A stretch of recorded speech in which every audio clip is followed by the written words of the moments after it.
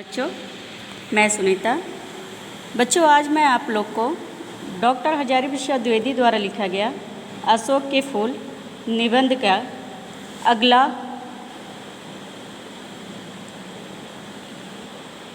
अगले भाग का अध्ययन कराने जा रही हूँ। लेकिन मेरे मानने न मानने से होता क्या है। डॉक्टर हजारी प्रसाद द्विवेदी जी कहते हैं कि मेरे मानने और न मानने से कुछ भी नहीं होता है। ईस्वी सन के आरंभ के आसपास अशोक का शानदार पुष्प भारतीय धर्म साहित्य और शिल्प में अद्भुत महिमा के साथ आया था।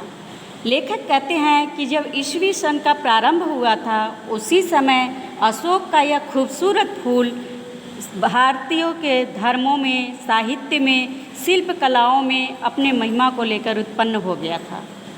उसी समय शताब्दियों के परिचित यक्षों और गंधर्वों ने भारतीय धर्म साधना को एकदम नवीन रूप में बदल दिया था। उसी समय, जिस समय यह शताब्दी प्रारंभ हुई थी, उसी समय यक्ष, गंधर्व और धर्म साधना को मानने वाले सभी धर्मों के लोगों ने इसे दूसरे रूपों में बदल दिया था।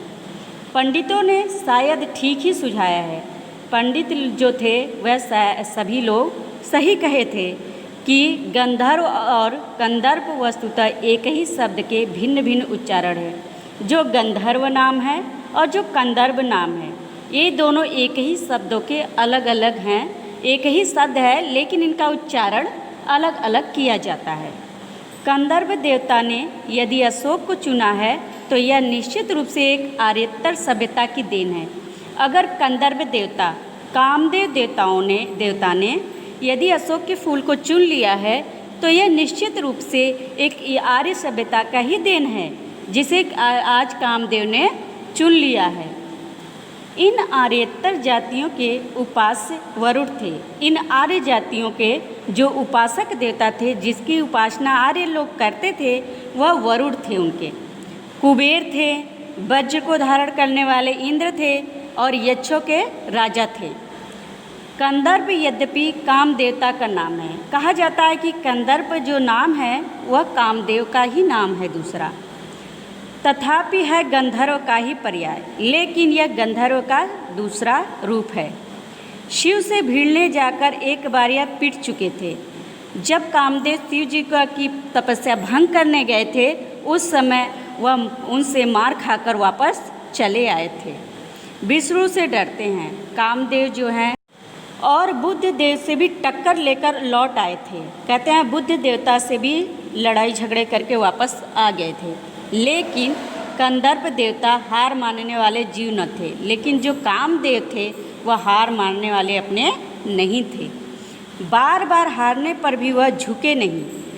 हर किसी से उन्होंने लड़ाई की, हर किसी से हार गए, लेकिन वह कभी भी कहीं भी नहीं झुके।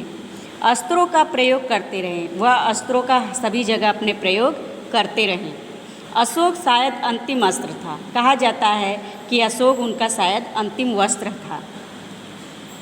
बौद्ध धर्म को इस नए अस्त्र से उन्होंने घायल कर दिया था। जो बौद्ध धर्म था, उस बौद्ध धर्म को इस अपने नए अस्त्र से, यानी अशोक का जो फूल है, उससे उन्होंने उसको घायल करके ख़त्म कर दिया था।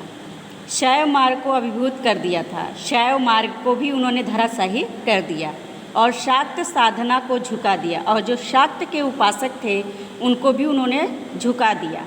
ब्रजयान इसका सबूत है। वज्र को धारण करने वाले इसके साक्ष्य हैं।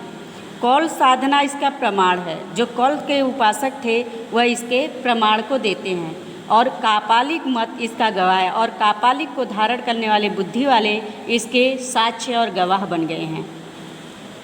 रविंद्रनाथ ने इस भारतवर्ष को महामानव समुद्र कहा है। रविंद्रनाथ टैगोर जो हैं, उन्होंने इस भारतवर्ष को महामानव समुद्र, यानी कि मानवों का बहुत बड़ा समुद्र कहा है। विचित्र देश है वह देश जो है मानवों का बहुत ही अलग है। असुर आए, आर्य आए, वहाँ पर असुर लोग आए, आर्य के जाति के आए, शक भी आए, हुड़ जाति के भी आए, नागवंश के भी आए, यक्ष जाति के आए और गंधर्व भी आए। न जाने कितनी मानव जातियाँ यहाँ हैं। अनगिनत ऐसी जातियाँ थी जो यहाँ पर आई और आज के भारतवर्ष को बनाने में अपना हाथ लगा गई और आज के भारतवर्ष को ऊंचे स्थान पर पहुँचाने के लिए अपना योगदान देकर चली गई। जिसे हम हिंदू रीति नीति कहते हैं, जिसे आज हम हिंदुओं की रीति रिवाज के नाम से जानते हैं, वह अनेक आर्य और आर्येतर उपादानों का अद्भुत मिश्रण है। वह जो है आज के युग में आर्यों और आर्येतर जो थे उनका यह योगदान था। उन्होंने अनेकों प्रकार के मिश्रित अद्भुत दानों को यहाँ पर देकर गए थे। एक एक पशु, एक एक पक्षी न जाने कितनी स्मृतियों का भार लेकर हमारे सामने उपस्थित हैं। जो एक एक पशु थे, एक एक पक्षी थे यहाँ के रहने वाले, न पता कितनी यादों के बोझ को लेकर के हमारे सामने आ गए थे। अशोक की भी अपनी स्मृति परंपरा है, अशोक की भी अपनी यादें और एक अपनी परंपराएं हैं। आम की भी है, जो आम का वृक्ष है उसकी भी अपनी कोई यादगार है। वकुल की भी है, जो वकुल है वह उसका भी कुछ अपनी यादगार है। चंपे की भी है, जो चंपे का फूल है उसकी भी अपनी यादगार है। सब क्या हमें मालूम है, सब कुछ क्या है वह सब कुछ मुझे मालूम है अच्छे से। जितना मालूम है उसी का अर्थ क्या स्पष्ट हो सका है। जितना मुझे लेखक कहते हैं मालूम है उन्हीं का अर्थ मैं स्पष्ट कर सका हूँ। न जाने किस बुरे मुहूर्त में मनोजन्मा देवता ने शिव पर बाण फेंका था। जब कामदेव ने शिव जी पर अपना काम रूपी बाण चलाया था, वह लगता है बहुत ही बुरा मुहूर्त होगा। शरीर जलकर राख हो गया। इसी वजह से लगता है शिव जी क्रोधित हो गए और काम देवता का शरीर जो है जलकर पूरी तरह नष्ट हो गया।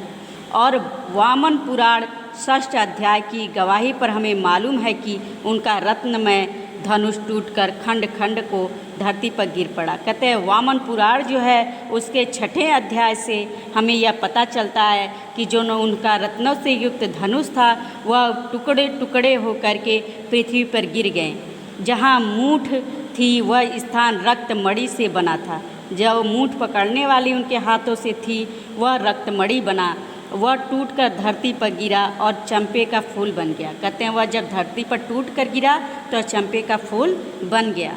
हीरे का बना हुआ जो नाह स्थान था वह टूट कर गिरा और मौल सरी के मनोहर पुष्पों में बदल गया। जो हीरे का उनका नाह था बांधने वाला, वह जब टूटा और धरती पर गिरा तो वह जाकर मनोहर मौल सरी पुष्प के रूप में बदल गया।